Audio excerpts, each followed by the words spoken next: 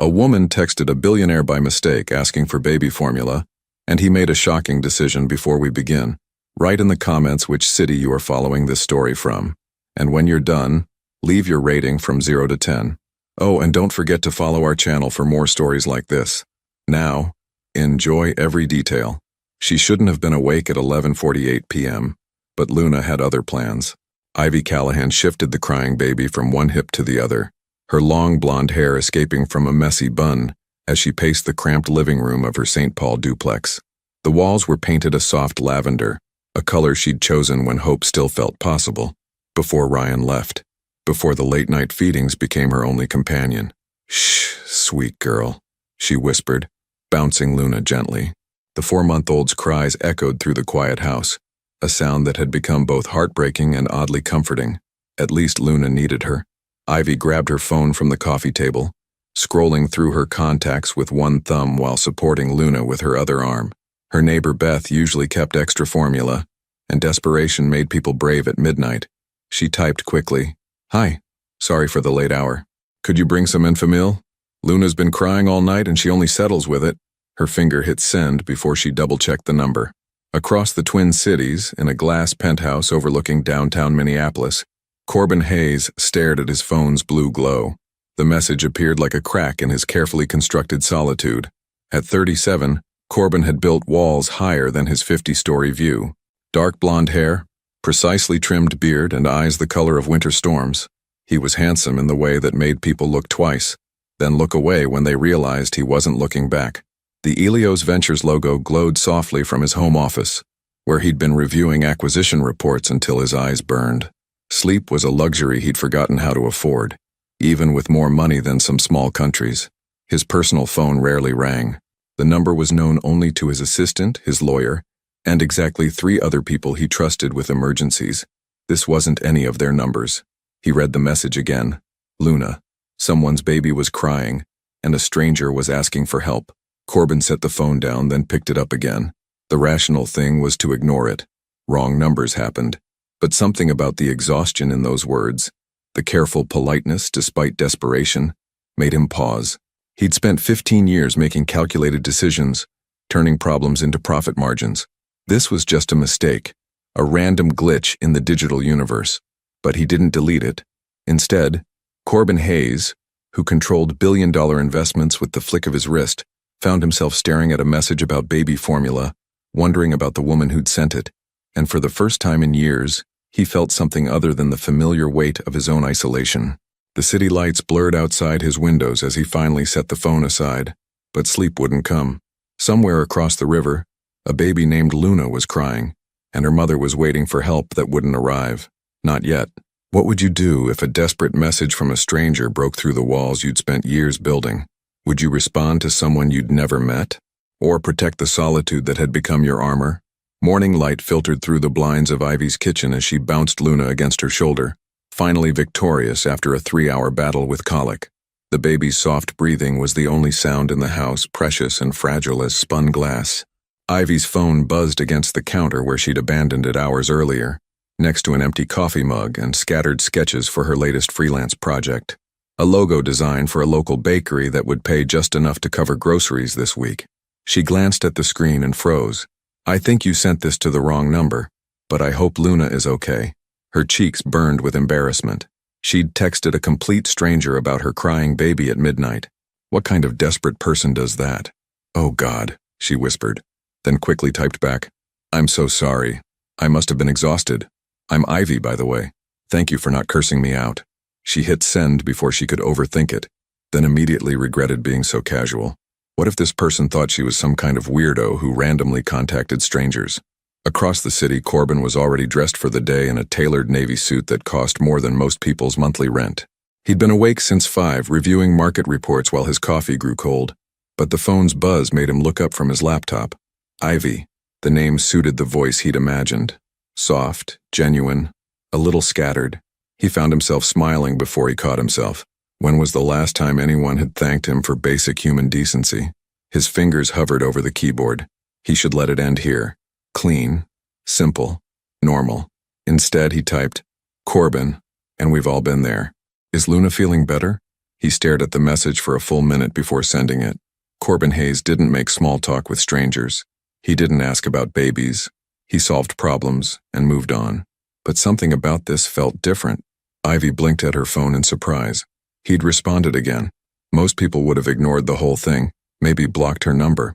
But this Corbin person seemed kind. She finally settled around 4 a.m. I'm pretty sure she's plotting against my sleep schedule. She paused, then added, sorry again for the random midnight text. I thought I was messaging my neighbor. Luna stirred in her arms, and Ivy automatically swayed side to side, a motion that had become as natural as breathing. She'd learned to do everything one-handed, eat, work, even shower when Luna napped. Her phone buzzed again. No need to apologize. Sometimes the middle of the night makes us reach out when we normally wouldn't. Are you managing okay? Ivy stared at the question. When was the last time someone had asked her that? Really asked, not just as polite conversation. Some days are harder than others, she admitted, surprising herself with her honesty. But we're figuring it out, Luna and me. Corbin read her response twice. There was something in those words, resilience wrapped in vulnerability, that made his chest tighten unexpectedly. He was used to people who complained about first-world problems, delayed flights, slow service, market fluctuations. But this woman was talking about real struggle with quiet dignity.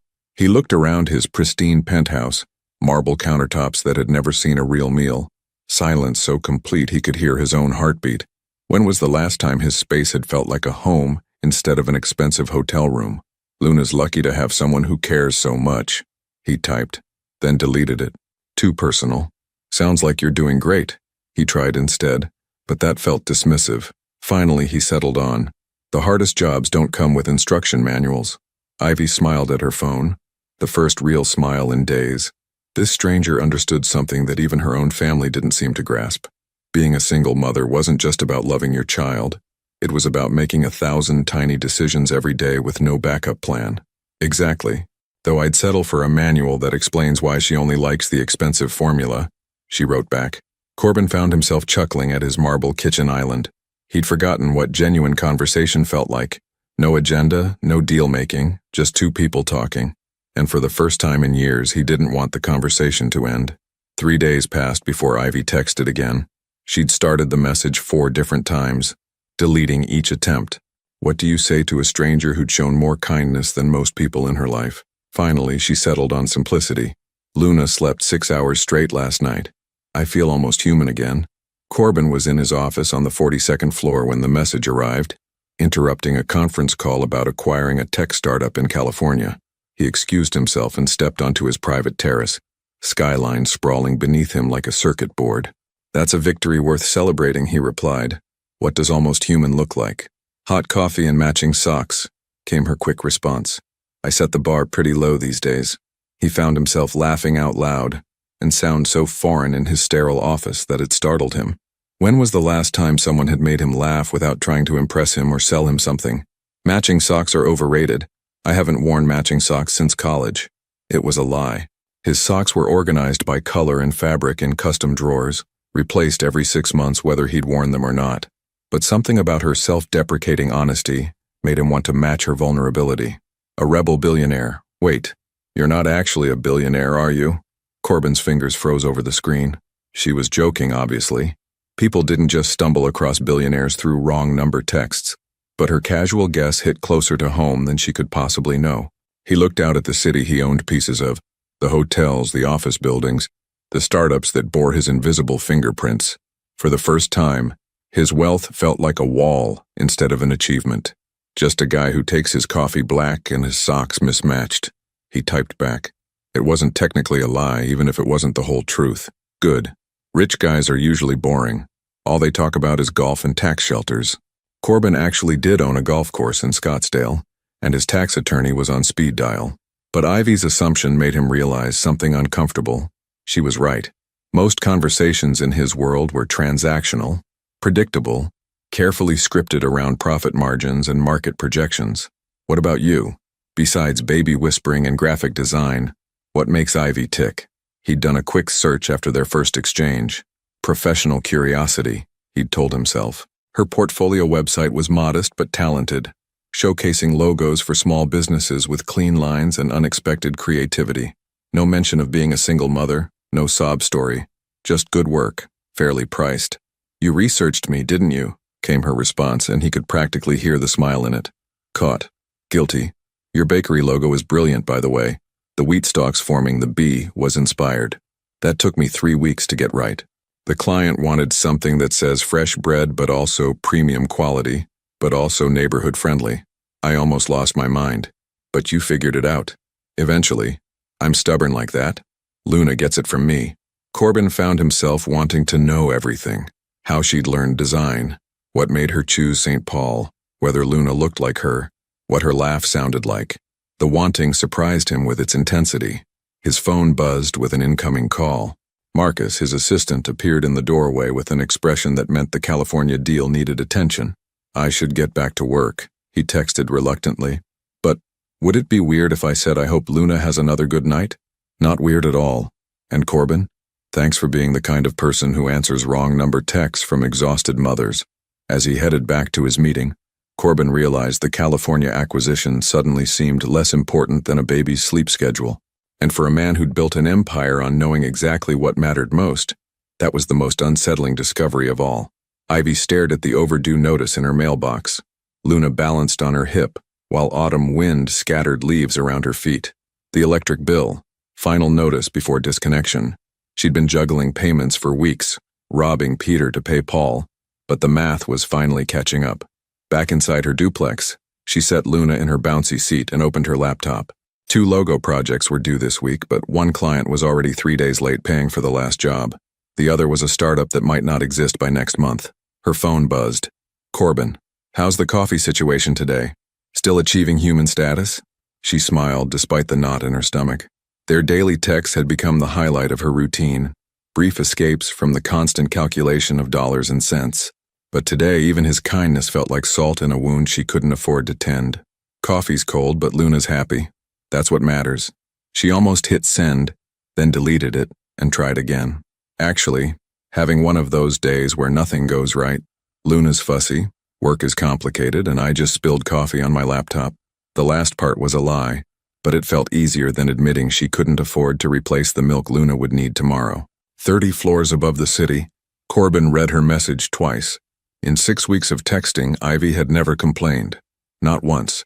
She mentioned challenges with the gentle humor of someone accustomed to solving problems alone. This felt different. "Want to talk about it?" "Not really. Just one of those mom days where everything feels impossible." He could practically feel her forcing a smile through the screen. Corbin knew that kind of brave face. He'd worn it himself in his early 20s when he'd lived on ramen and refused his father's money out of pride. But his struggle had been temporary, a choice. Hers felt heavier. "Sometimes impossible days need impossible solutions," he typed. "What if someone wanted to hire you for a big design project? Hypothetically, that would be amazing. But right now I'd settle for my current clients actually paying on time." Corbin's jaw tightened. He'd fired people for late payments without a second thought, but someone was keeping this woman waiting for money she'd already earned. The injustice of it hit him like a physical blow. "How late are we talking? Does it matter? I'll get paid eventually. People have their own problems." There it was, that quiet dignity that had captivated him from the first message. Ivy made excuses for people who didn't deserve them, shouldering responsibility that wasn't hers to carry. An idea began forming, dangerous in its simplicity. "What if I told you I might know someone who needs a complete brand identity package? Logo, website design, business cards, the works. I'd say that person has excellent timing and impeccable taste. It would be good money. Really good money." "Corbin, you don't have to invent work for me. I'm not a charity case." Her response was immediate, sharp with the kind of pride he recognized in himself. But this wasn't charity. This was problem solving. Ivy had a skill set, he had resources, and somewhere between those two facts lay a solution that could help them both. Not inventing anything. "I'm serious about this." His fingers moved across the screen before his rational mind could stop him. "The person I'm thinking of is very particular about quality. He'd want to meet in person first, discuss the project. Would you be open to that?" On her end, Ivy stared at the message. A real client, real money, real hope that she could keep the lights on this month. But something felt off, too convenient. Too perfectly timed. This mysterious client wouldn't happen to be you, would it? Corbin's chest tightened. She was too smart, too intuitive. He could lie, create an elaborate fiction about a colleague or business partner, but lies would only complicate what was already the most honest relationship he'd had in years. Would that be a problem? The admission hung between them like a bridge neither was sure they should cross. Ivy changed her outfit 3 times before settling on dark jeans and a cream sweater that didn't have baby food stains. She'd left Luna with Mrs. Peterson next door, a retired teacher who'd offered to babysit after overhearing one too many late-night crying sessions through the thin walls. The coffee shop Corbin had suggested was in downtown Minneapolis. Neutral territory, he'd said. Ivy arrived 10 minutes early and chose a corner table, her portfolio tucked under her arm like armor. She'd barely slept, replaying their text exchange. Would that be a problem? The question had sat between them for hours before she'd finally responded. I guess we'll find out. Now watching the door while nursing her second cup of coffee, she wondered what she'd gotten herself into. Meeting a stranger from a wrong number text felt like something that happened in movies, not real life. But her bank account had made the decision for her. She needed this work, whatever it was. At exactly 2 o'clock, the door chimed, and Ivy's breath caught. The man walking toward her was nothing like she'd imagined. Tall, broad-shouldered, with the kind of presence that made other customers glance up from their laptops. Dark blonde hair, perfectly styled but not fussy. A navy wool coat that probably cost more than her rent. But it was his eyes, storm gray and cautious, that made her stomach flip. This was not just a guy who takes his coffee black. Ivy? His voice was deeper than she'd expected, careful and warm. She nodded, suddenly aware of every frayed edge of her life. Corbin. He sat across from her, and she caught the faint scent of expensive cologne mixed with something warmer, cedar maybe, or sandalwood. Up close, she could see the tiny lines around his eyes, the way he held himself like someone accustomed to being watched. You're not what I expected, she said honestly. Neither are you. He smiled, and the careful control in his expression softened, though I'm not sure what I was expecting. Someone who didn't look like he stepped out of a magazine. Corbin laughed, the same laugh she'd somehow prompted through text, but richer in person. Is that a problem? I don't know yet. Ivy leaned back in her chair, studying him. So what's this project you need help with? And please don't say you're starting a lemonade stand. Nothing that simple.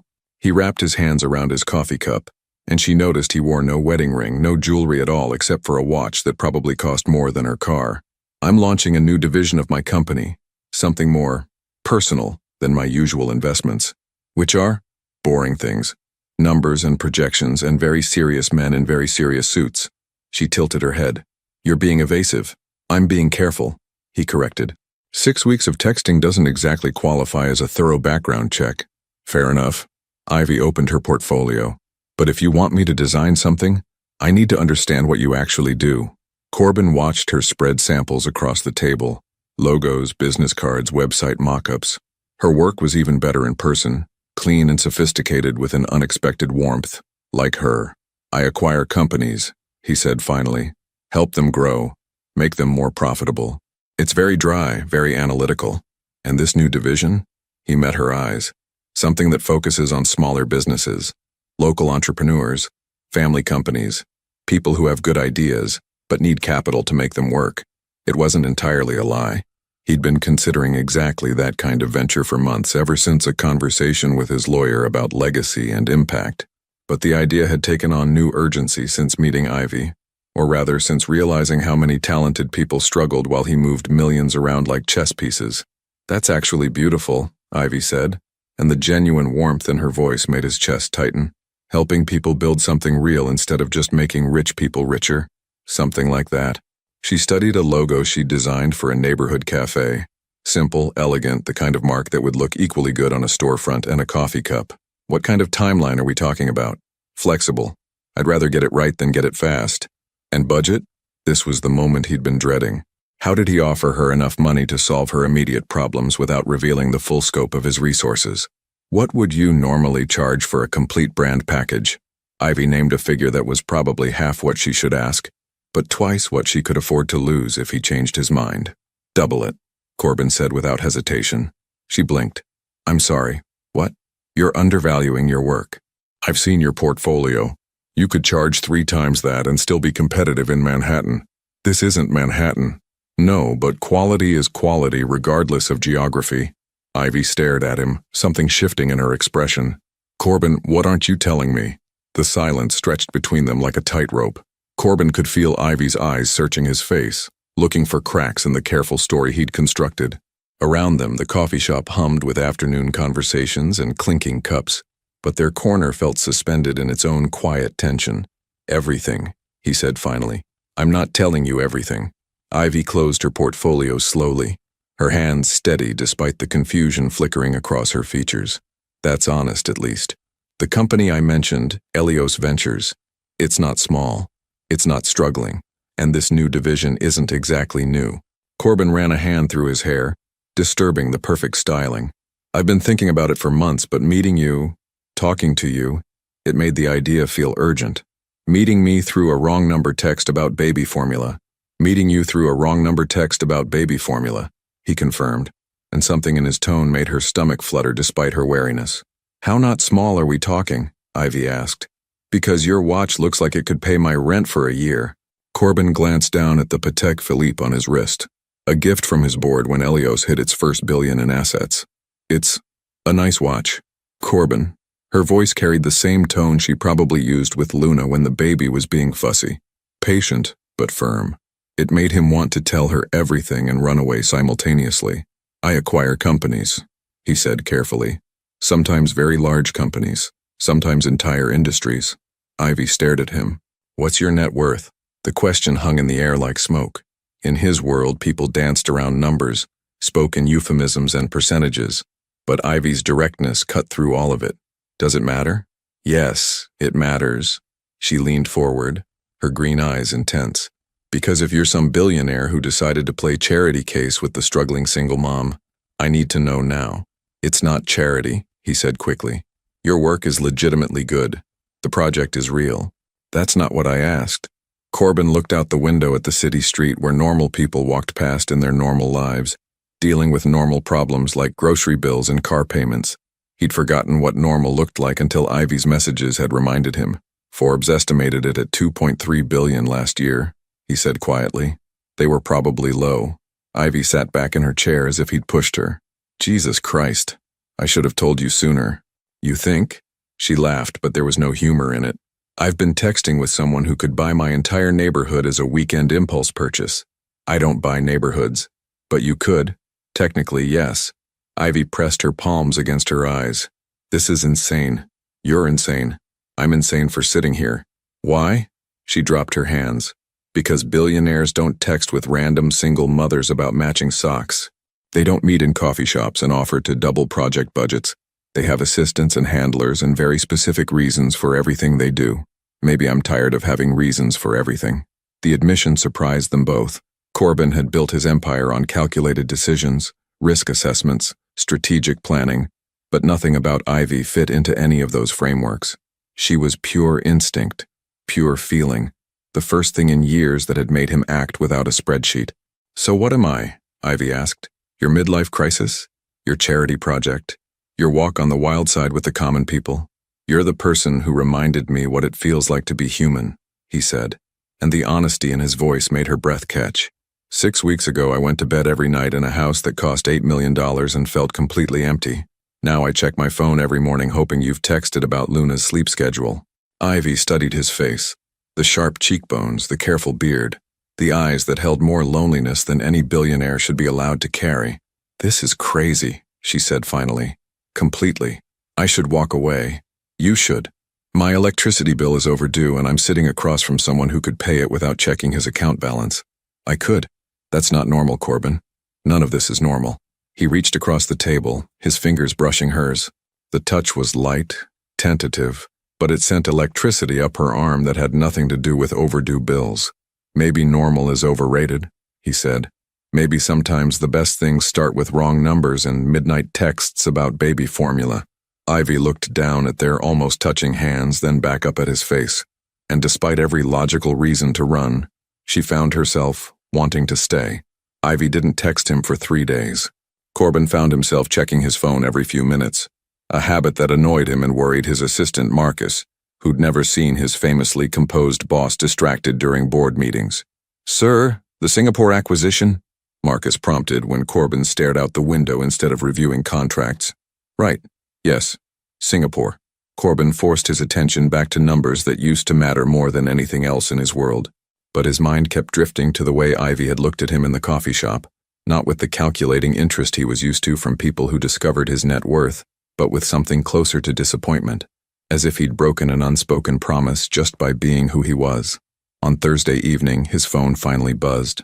Luna took her first real steps today, 3 of them before she sat down hard and looked confused. No mention of their conversation, no reference to his confession. Just a mother sharing her daughter's milestone with someone she'd grown to trust, even if that trust was now complicated by private jets and stock portfolios. That's incredible. Was she walking toward something specific? A dropped Cheerio under the coffee table. Very motivating, apparently. Corbin smiled at his phone, the first genuine expression he'd worn in 3 days. This was what he'd missed. The easy warmth of someone who saw the world through Luna's eyes, where Cheerios were treasure, and 3 steps constituted victory. Smart girl. Goes after what she wants. Wonder where she gets that from, Ivy replied, and he could almost hear the wry tone. They texted for an hour about nothing important. Luna's newfound mobility, the chaos of baby-proofing a house that was already child-proofed, the way stepping forward felt like courage even when you fell down. That night, Corbin made a decision that had nothing to do with market analysis or board approval. Friday morning, Ivy opened her door to find a delivery truck idling in her driveway. The driver handed her a clipboard and gestured toward his cargo area, where cases upon cases of Enfamil formula were stacked like building blocks. "I think there's been a mistake," she said, but the driver was already checking items off his list. 24 cases, premium formula, delivered to Ivy Callahan. "That you?" Her phone buzzed before she could answer. "Before you get mad, hear me out. Luna's growing fast. You're going to need it anyway. And I know a guy who knows a guy who gets wholesale prices." Ivy stared at the text, then at the small mountain of formula now being wheeled up her front walk. Her neighbors were starting to peer through windows, and Mrs. Peterson from next door was openly gawking from her garden. "Corbin, this is too much. It's practical. 6 months worth, maybe 8 if she starts eating more solid foods. You can't just buy me baby formula. I can, and I did. The question is whether you're going to let pride keep Luna hungry when you run out next week." The honesty stung because it was accurate.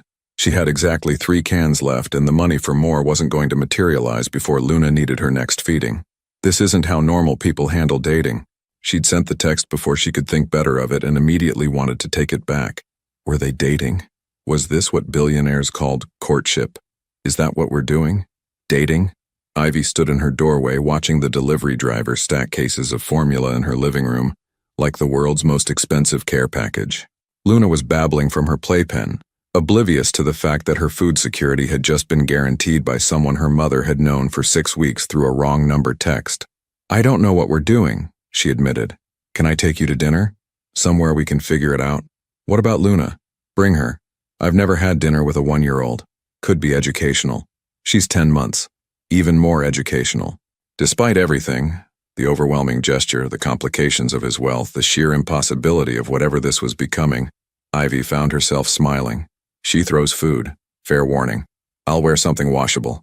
Billionaires own washable clothes? This billionaire is about to find out.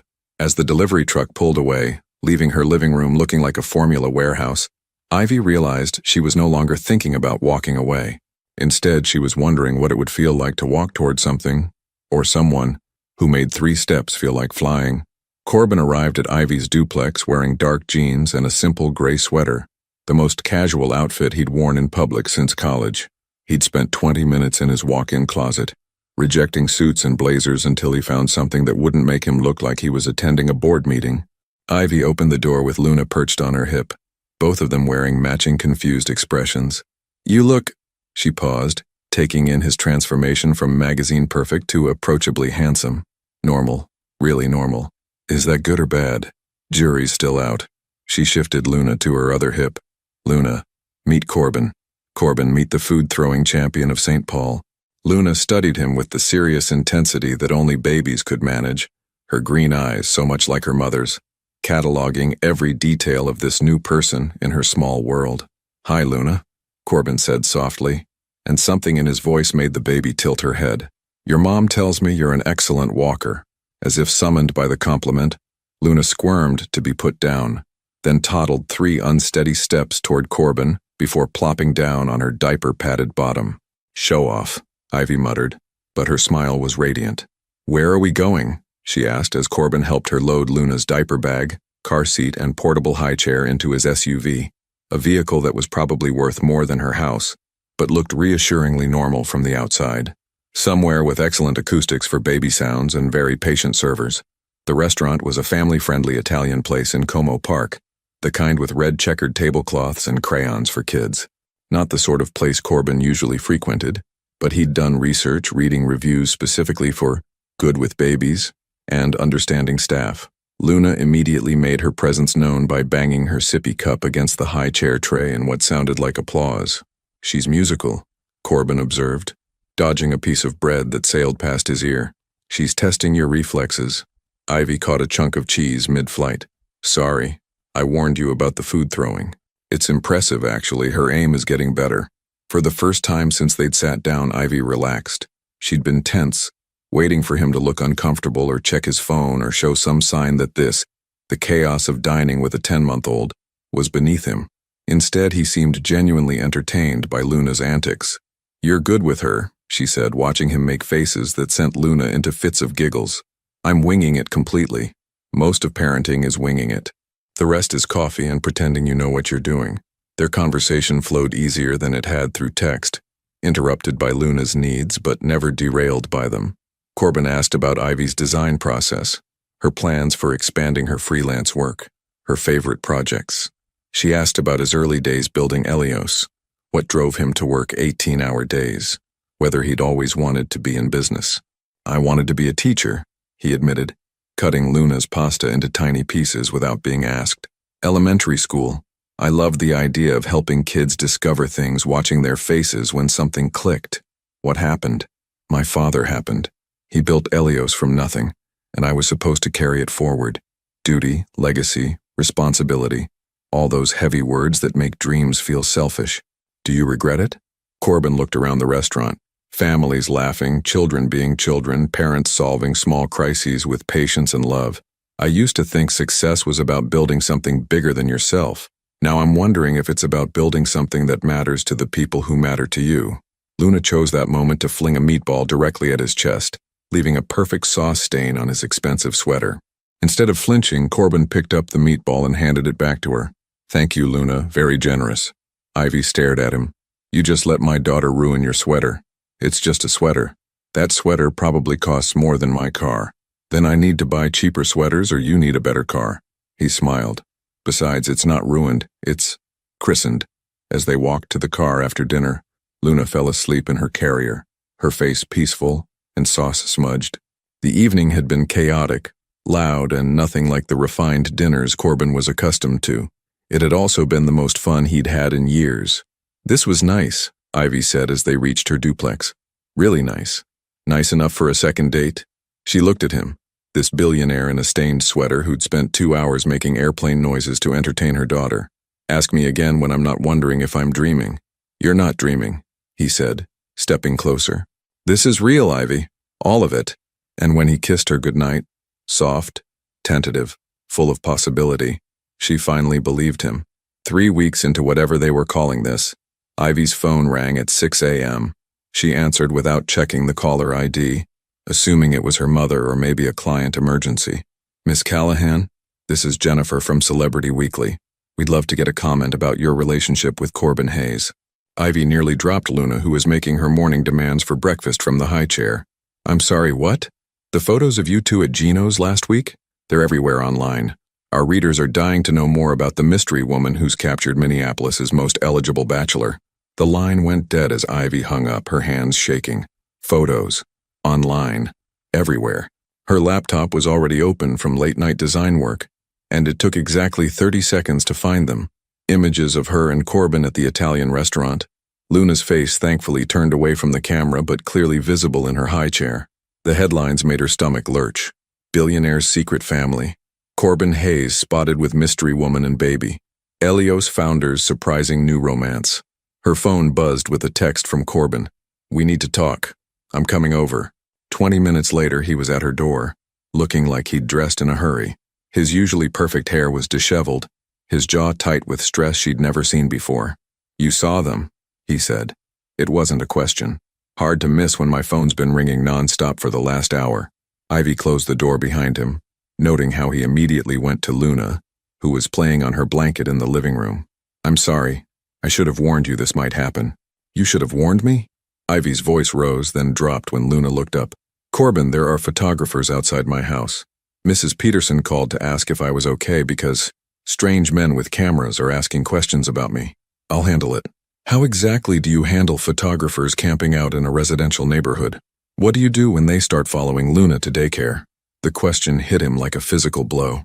He'd been so focused on the logistics, security, legal options, damage control, that he hadn't fully considered what this meant for a 10-month-old who'd never asked to be part of his complicated world. "We'll figure it out," he said, but even he could hear how hollow the words sounded. "Will we?" Ivy sat on the couch, pulling Luna into her lap. "Because this is your life, Corbin. This is what dating you means. Cameras and headlines and strangers knowing my business before I've even figured out what my business is. It's not always like this, isn't it? You're worth billions of dollars. You own half of downtown Minneapolis. Of course it's like this." Luna babbled and reached for Corbin, oblivious to the tension crackling between the adults. He took her automatically, and she immediately grabbed his nose with both tiny hands, making him smile, despite everything. "She likes you," Ivy said quietly. "I like her too. That makes this harder." Corbin looked up from Luna's serious examination of his ear. "Makes what harder?" "Walking away before this gets more complicated than it already is." The words hung in the air like a challenge. Corbin had spent 3 weeks learning Luna's schedule, memorizing which faces made her laugh, discovering that his penthouse felt less empty when it held echoes of Ivy's voice. The thought of going back to his carefully controlled life felt like stepping into a tomb. "What if we don't walk away?" he said. "What if we figure out how to make this work?" "How?" "You live in a glass tower, and I live in a duplex with thin walls. You have board meetings and acquisition deals, and I have a daughter who needs stability, not tabloid headlines. So we find a middle ground. There is no middle ground between your world and mine, Corbin. There's only your world, and everyone else adapting to fit into it." Luna wiggled to be put down, and she immediately toddled toward her toy box, leaving the adults to face each other without the buffer of her innocent presence. "Is that what you think I'm asking you to do? Adapt to fit into my world? Aren't you?" The question was quiet, but it carried the weight of every conversation they'd never had about what this relationship could realistically become. Corbin looked around Ivy's living room, toys scattered on the floor, a laundry basket in the corner, the kind of lived-in warmth his penthouse would never possess. "I want to fit into yours," he said finally. "I want to be the kind of man who can sit in this room and belong here, not just visit. But you can't. Not really. Because tomorrow you'll go back to your office and move millions of dollars around, and I'll be here trying to explain to Luna why there are strange men taking pictures of our house." She was right, and they both knew it. The math of their lives didn't add up, no matter how much they wanted it to. But as Luna stumbled and fell, then looked to both of them for reassurance, Corbin realized the equation was more complicated than simple addition and subtraction. Some things, he was learning, were worth the impossible math. The photographers were gone by Thursday, chased away by a combination of Corbin's legal team and the Minneapolis police. But the damage was done. Ivy's quiet life had been dissected in tabloids and gossip blogs, her privacy shredded for public consumption. She hadn't answered Corbin's calls in 2 days. On Friday evening, he stood outside her duplex, not knocking, just watching the golden light spill from her windows. Through the glass, he could see Luna toddling around the living room while Ivy followed behind, baby-proofing corners and redirecting grabby hands away from houseplants. It was the most beautiful scene he'd ever witnessed, and he was on the wrong side of the window. When Ivy finally noticed him, her expression was unreadable. She opened the door but didn't invite him in. "The photographers are gone," he said. "For now. It doesn't have to happen again." "Doesn't it?" Ivy leaned against the doorframe, exhaustion written in every line of her body. "This is who you are, Corbin. You can't just turn off being a billionaire because it's inconvenient." "What if I could?" She blinked. "What? What if I walked away from it all? sold the company, liquidated everything, became just someone normal, someone who could love you without dragging you into tabloid headlines. You're being ridiculous. Am I? He stepped closer, close enough to see the gold flecks in her green eyes. I've been thinking about this for days, about what matters, about what I actually need versus what I think I need. And the only thing on the actually need list is you and Luna. Ivy stared at him. You can't just throw away a billion-dollar empire because of a relationship that's barely a month old. Why not? It's my empire to throw away. Because that's not who you are. Helios Ventures is your life's work, your legacy. You told me your father built it from nothing. And maybe that's the problem. Maybe I've been so focused on preserving his legacy that I forgot to build my own. Luna appeared at Ivy's feet, having toddled over to investigate the voices. She looked up at Corbin with a smile that could have powered the city, then raised her arms to be picked up. "Da-da," she said clearly. Both adults froze. That's not. Ivy's voice trailed off as Luna repeated the sound, reaching insistently toward Corbin. "She's just babbling," Ivy said quickly. "She says da-da to the mailman, the grocery store clerk, pretty much any male human." But when Corbin lifted Luna into his arms, she settled against his chest with a contentment that spoke of trust, of belonging, of something deeper than casual recognition. "I love her," Corbin said quietly, stroking Luna's soft hair. "I love her like she's mine. I love you like you're my entire world. And I can't go back to pretending that portfolio management and market projections matter more than this." Ivy's eyes filled with tears. "Corbin, I know it sounds crazy. I know we've only known each other for 6 weeks, but I also know that before that wrong number text I went months without feeling anything real. Now I feel everything. Joy when Luna takes a step. Pride when you finish a design project. Terror at the thought of losing either of you. You can't reorganize your entire life around us. Why not? What's the point of having everything if it doesn't include the people who make everything worthwhile?" Luna babbled something that sounded like agreement, then promptly fell asleep in Corbin's arms, her tiny hand fisted in his shirt. "She's never done that," Ivy whispered. "She's never fallen asleep with someone else like that. Maybe she knows something we don't." Ivy looked at him, this man who'd turned her accidental text into something that felt like destiny, who'd learned Luna's bedtime routine and memorized her favorite songs, who was offering to give up billions of dollars for the chance to belong in their small, chaotic world. "What are you really asking me?" she said. "I'm asking you to let me stay, not as a visitor, not as someone passing through, but as someone who belongs here. I'm asking you to build something with me that's bigger than money or status or any of the things I used to think mattered. And if I say yes, if we try this, what happens when you realize that domestic life isn't as exciting as corporate takeovers? When you miss the power and the adrenaline and the feeling of controlling billion-dollar decisions?" Corbin looked down at Luna's sleeping face, then back at Ivy. "Then I'll remember that the biggest decision I ever made was responding to a text about baby formula from a woman I'd never met, and that everything good in my life started with that choice." In the golden light of her living room, surrounded by toys and the comfortable chaos of real life, Ivy finally understood that some mathematics couldn't be calculated in dollars and cents. Some equations could only be solved by the heart. "Okay," she whispered. "Okay, stay. Build something with us. Show me what it looks like when a billionaire chooses love over everything else." And as Corbin kissed her, careful not to wake the sleeping baby in his arms, Ivy realized that sometimes the most impossible things were also the most inevitable. 2 years later, the house in Highland Park wasn't a mansion, but it wasn't Ivy's cramped duplex either. It was something in between. Spacious enough for Luna to run through the rooms shrieking with joy, cozy enough that every corner held memories of the family they'd become. Ivy stood in the kitchen, watching through the window as Corbin pushed Luna on the swing set he'd insisted on building himself. At almost 3, Luna had his attention to detail and her mother's stubborn streak, demanding, "Higher, Daddy, higher," until Corbin pretended to be terrified by her daredevil tendencies. He'd kept his word about walking away, though walking away had turned into something more nuanced. Instead of selling Helios entirely, he'd restructured it, stepping back from daily operations to focus on the community investment division, the one that had started as an excuse to offer Ivy work and had grown into something that actually mattered. These days he spent his mornings in a home office reviewing proposals from local entrepreneurs, and his afternoons learning that finger painting was a legitimate art form, and that bedtime stories required different voices for different characters. "Mama," Luna called from the swing, "watch me fly."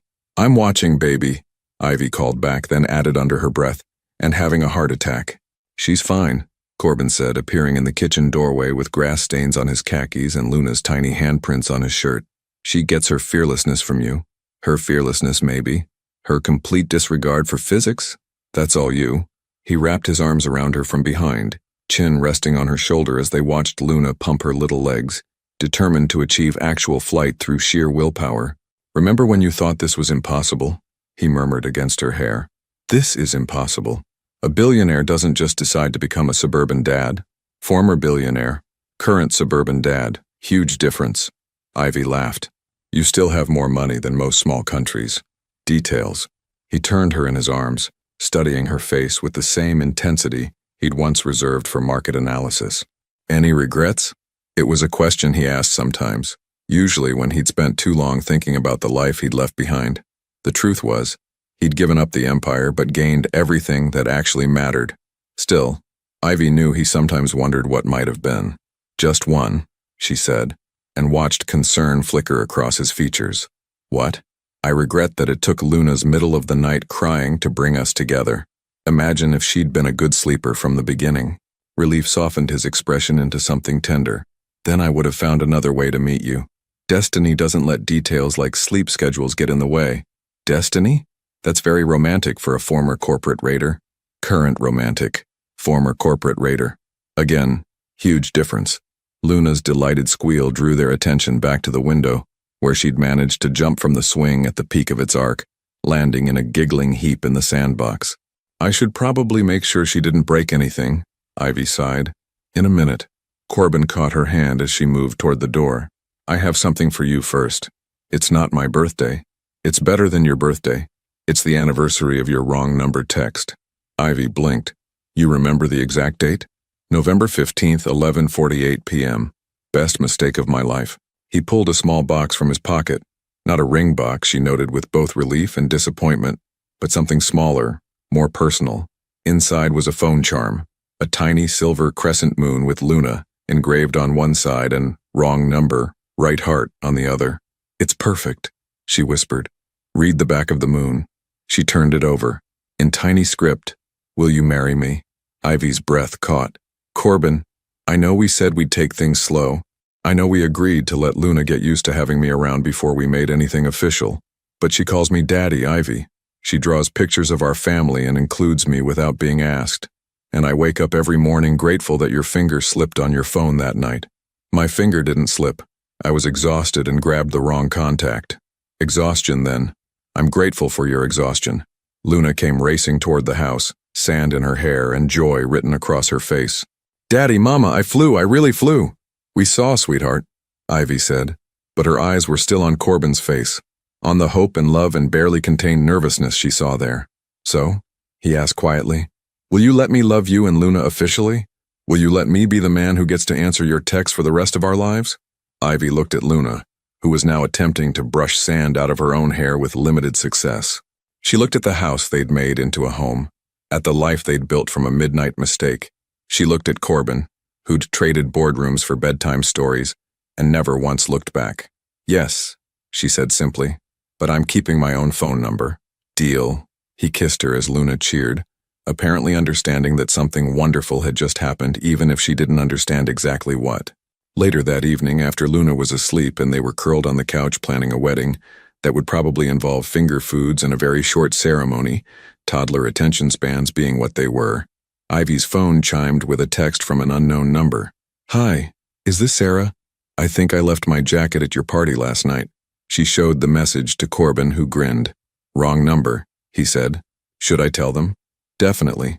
But maybe add that sometimes wrong numbers lead to the best things in life. Ivy typed back. Wrong number, but I hope you find your jacket. And your Sarah. Good luck.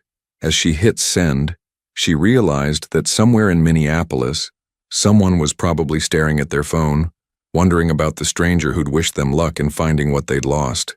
Maybe they'd remember that kindness when they had the chance to pass it along to someone else. Maybe small acts of grace rippled outward in ways no one could predict. And maybe, Ivy thought as Corbin pulled her closer, the best love stories still started with the simplest human impulse, answering when someone reaches out, even when they're reaching for someone else. 2 years ago, a wrong number text about baby formula changed everything. If a stranger reached out to you by mistake tonight, how would you respond? Sometimes the most beautiful love stories begin with the smallest acts of kindness. What wrong number might be waiting to change your life? Thank you for following Ivy and Corbin's journey. Your support means everything. Please share your thoughts about their story in the comments. Thanks for watching. Your feedback is very important to our work, so please leave a comment telling us what you think and where you are watching from.